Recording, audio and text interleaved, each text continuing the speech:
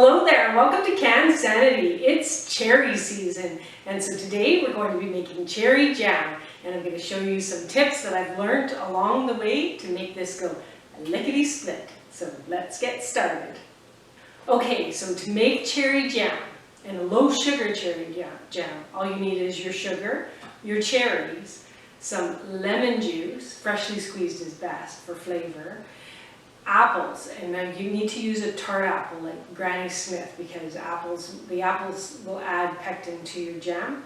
And today I'm going to add another level of flavor, and I'm going to use amaretto liqueur. Okay, so I picked these beautiful sweet cherries at one of my favorite farms, Rock Glen Orchards, on July 1st.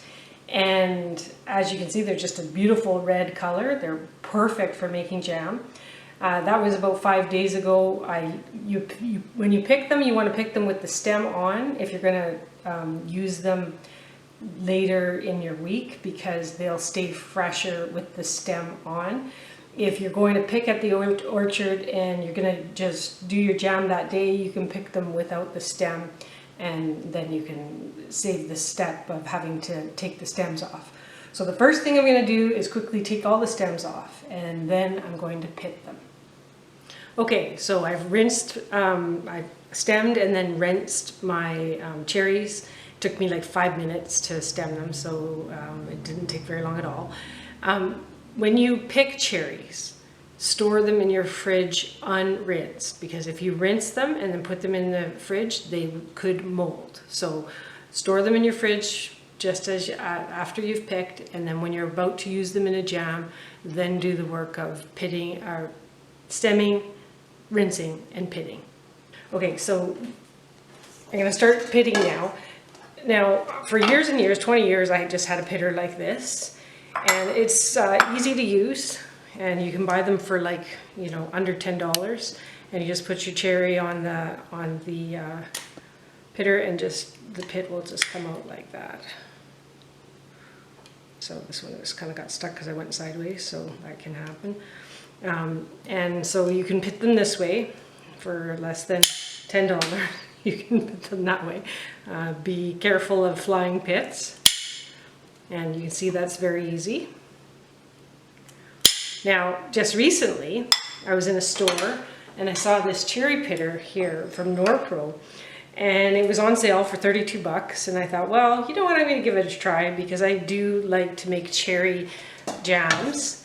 And so I picked it up and I used it the other day, and it is fantastic and such a time saver. And so you'll see just how quickly you can pit cherries when you have one of these. So if you love cherries and you're going to make cherry pies from fresh cherries or sour cherry preserves like I like to do, and then sweet cherry jam, then it's so worth picking this up. I got this for $32, this cherry pitter, and I've just clamped it to a board, and then I'm ready to go.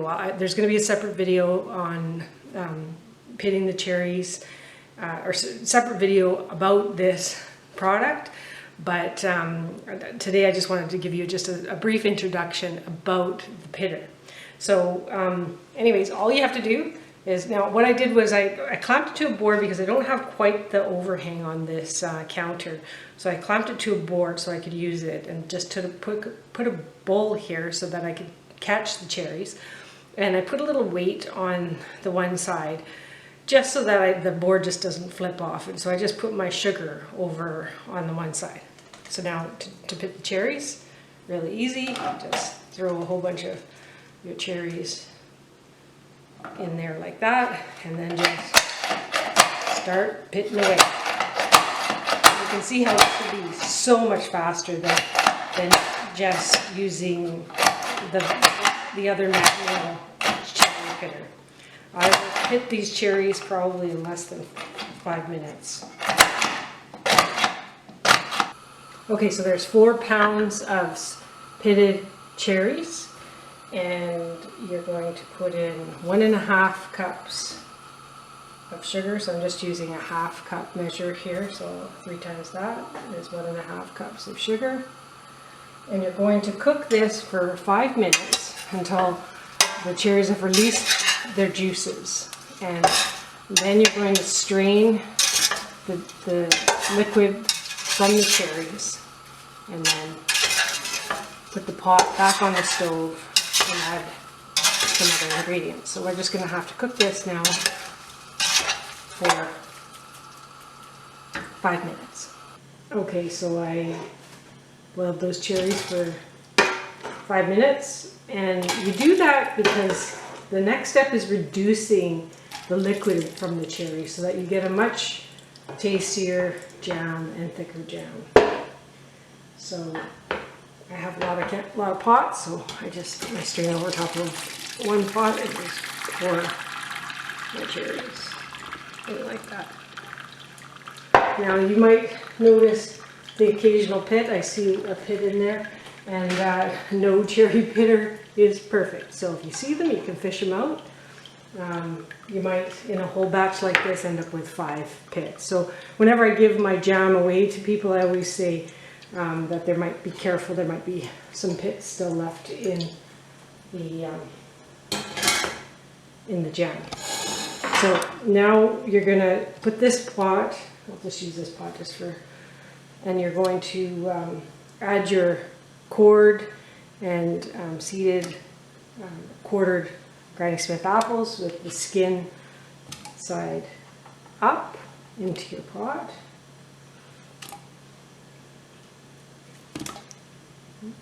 It's okay if one doesn't quite make it that way. And then I'm going to return this to the stove, and I'm going to boil that for 10 minutes. 10 to 15 minutes. I find 10 is is a good. Usually, if there's a lot of liquid, just as a lot of really juicy cherries, you can go 15. If you go 15 minutes, so you're going to have less, it'll be more concentrated, so it'll be a thicker jam. So I find 10 minutes at this stage is good. So just put it on your stovetop and put it on high and boil that, simmer that on medium high for 10 minutes. Okay, so I've cooked the cherries for 10 minutes. I've just set it aside because you're going to add your lemon juice and your cherries back to the pot for the next cook. And so I just want to show you how I press my lemons. These are already a bit soft, so the juice should come out really nice. I have this great lemon press, and if you do a lot of canning, it's so worth picking up one of these. And so I'm going to need 3 tablespoons of freshly squeezed lemon juice, and that's almost enough right there. Now if your lemons are really hard, you microwave them for 10 seconds, 10 to 15 seconds in the microwave, and then just roll them on the countertop, and that'll just loosen up the membrane so that they'll juice easy. These are already a bit soft, so it should be fine.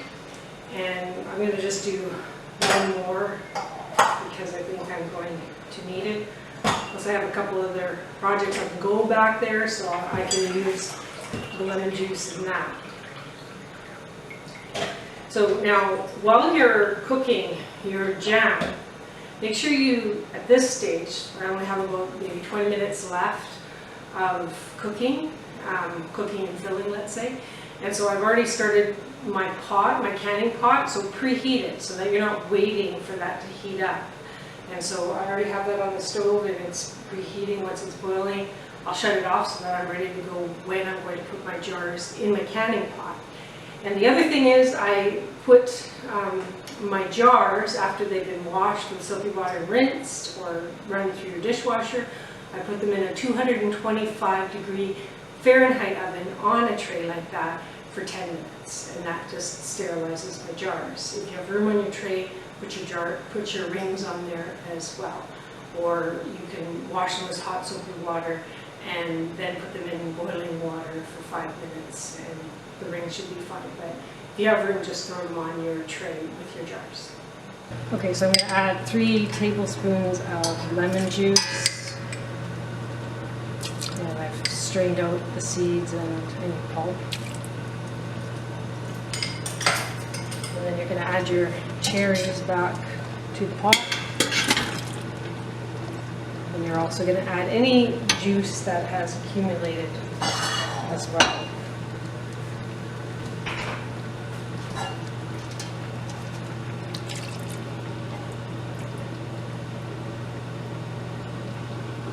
And now I have that on medium-high again, and I'm going to simmer that for another 10 minutes. Now, I forgot to mention in the last cook, stir it once in a while so that the sugars don't stick to the pot, the bottom of the pot. So for this one here, just give that a stir. And you see I left the apples in there. You're going to fish those out at the end, and you can reserve them for putting in a crisp. You can just eat them. Okay, the 10 minutes is up, so now I'm just going to fish out my apples. If some of the pulp separates from the peel and you leave it in the cherry preserve, that's okay. Just mix it in. It's I like to try to get as much of the pulp out as possible, just because I want to have that texture, that cherry texture. But you're going to have that apple flavor in there anyways because you've used it for your pectin. So make sure you get all the peels out, just because it's not as pretty to put on your toast to have a big peel. Okay, so off heat, I'm going to add 2 tablespoons of amaretto. I say off heat because when you add alcohol to boiling liquid, it will bubble up. Now I'm using a really big pot here. It's only because I'm using my 8-liter pots for other preserves. So an 8-liter pot is sufficient. This is much bigger, but that's all that I had to use. I had all that I had available for this. So anyways, I've added the amaretto, give it a stir. And I had my ladle in boiling hot water, and I have my funnel in boiling hot water just to sterilize it. And now I can fill.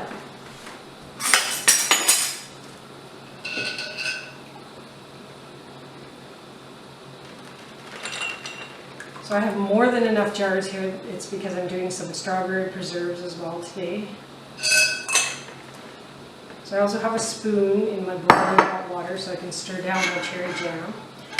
So I start with filling with the cherries. And try not to grab all the liquid with one go for one jar. You should get a 4 to 5 250 milliliter jars of jam. But it'll depend on how long you cooked the liquid in the first cook, because if you cooked it for 15 minutes you'll have a thicker jam and you'll get less. But it'll be a real concentrated flavor.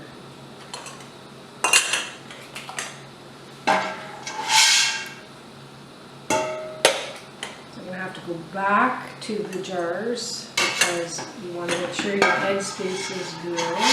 But I always like to put the cherries in, fill as much with cherries first before adding topping with liquid. Looks like actually I'm only going to get 4 today. I see a little pit there, so I'm going to, if you can, fish it out. And now I'll go back and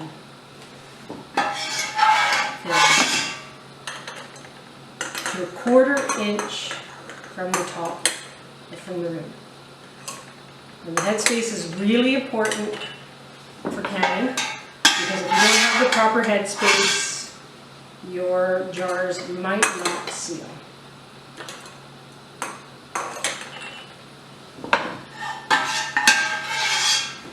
Move my jars to here because you want to have a level surface, because again you want to get that headspace right.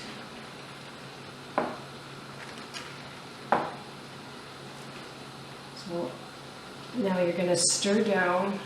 Just going to move this aside here. Move this a little closer.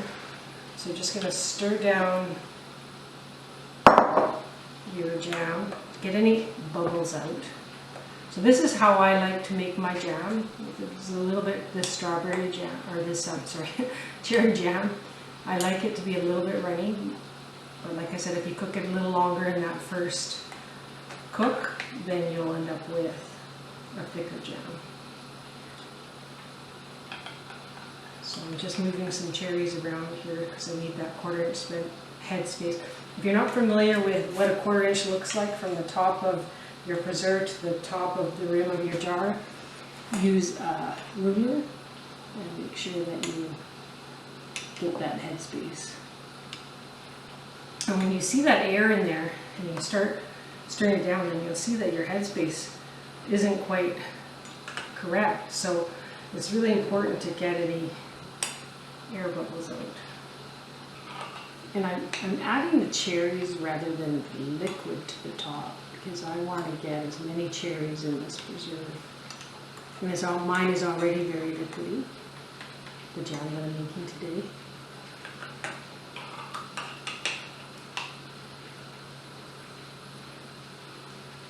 It'll firm up though once it cools too. Okay, and now you're going to take your snap lids. What did I do with my snap lids? And rinse them under water and under hot soapy water and rinse them. I'll just do that quickly.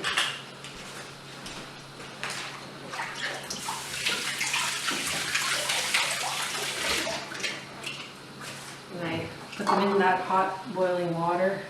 Take a paper towel, dip it in hot water, and I'm just going to wipe the rims. I just realized I don't have my magnetic wand right at hand here, so I'm just looking around for that because that's how I'm going to take the snap lids out. So the snap lids you just want to have in this hot boiling water, and just for really a minute, 30 seconds to a minute. If it's a little bit longer, it's okay. I wouldn't leave it in there for 10 minutes because you're just softening the seal. And don't put them in your boiling water canner. Don't boil the seal off. So after you run the paper towel, hot paper towel over the rims, if you notice that your headspace isn't quite right, make the adjustment.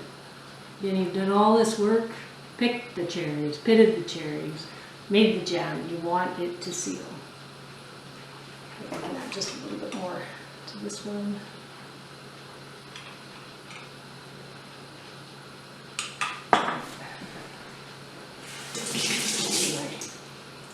My wand is right there.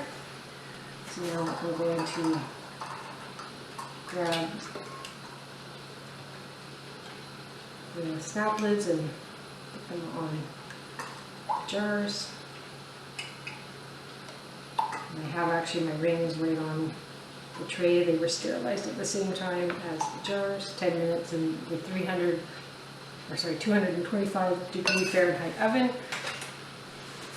And then you're going to, just to fingertip tight, put the rings on. If you have a dented ring, don't use it. It might affect your seal. If you have a ring that is stubborn to go on, again, don't use it. It might affect your seal.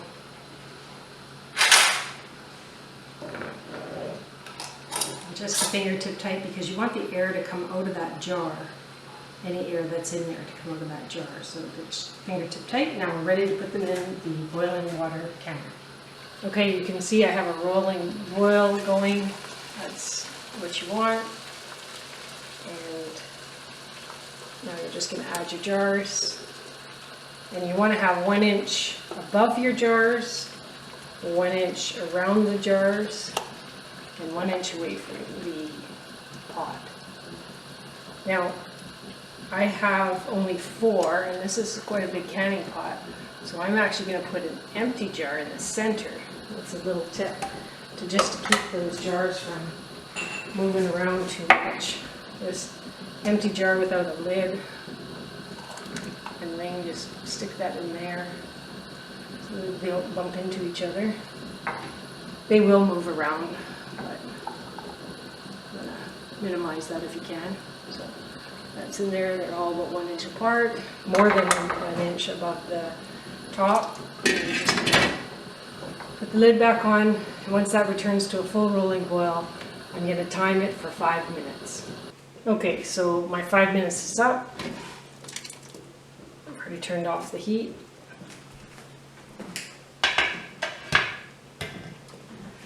And I'll just take my jars out. Don't worry about the water on top, it'll just evaporate.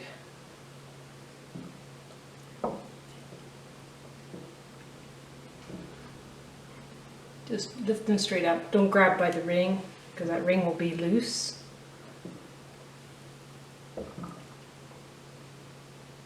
It'll loosen up when it goes into that hot water. And that's so that the air can come out when the jam seals, jar seals.